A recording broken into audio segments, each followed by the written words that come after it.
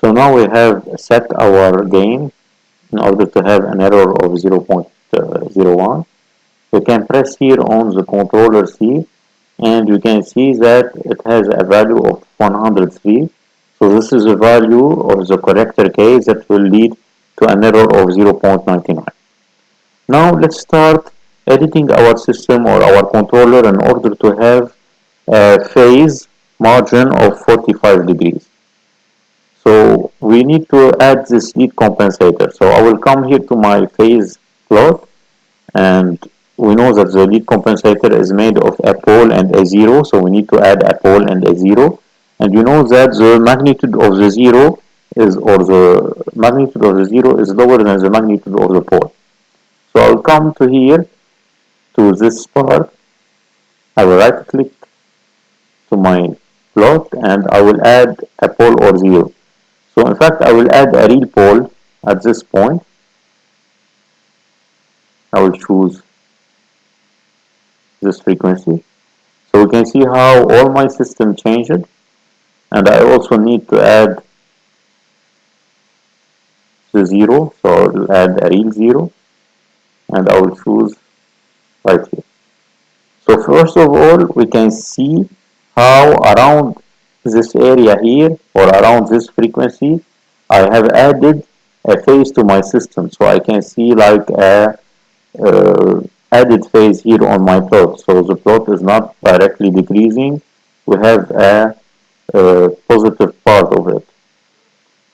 And now let's tune our system in order to have a phase margin of 45 degrees. So I can move the pole and the zero in order to have that.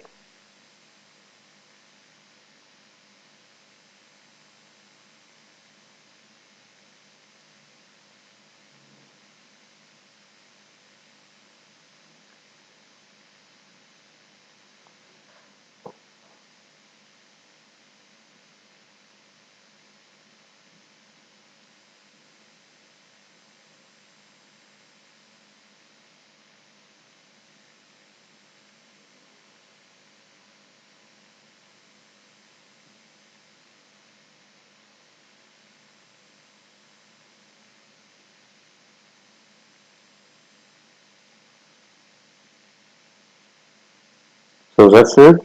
So here around 3.9 radians per second with at the frequency of 3.9 radians, I have a phase margin of 44.2 degrees. Of course, if I look at the steady state, so automatically my system calculated again in order to have always 0.99 as an output, and we can look at the value of the controller here, which is 298.16, which is the corrector required, times the phase lead compensator, which is S plus 2.9 over S plus 8.356. So this is a 0 and this is the port. Now all we need to do is to export this controller.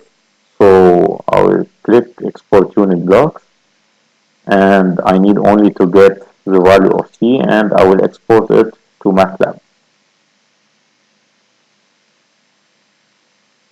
If we look now, if we press C, enter, so this is our controller and we can use it now in our simulation.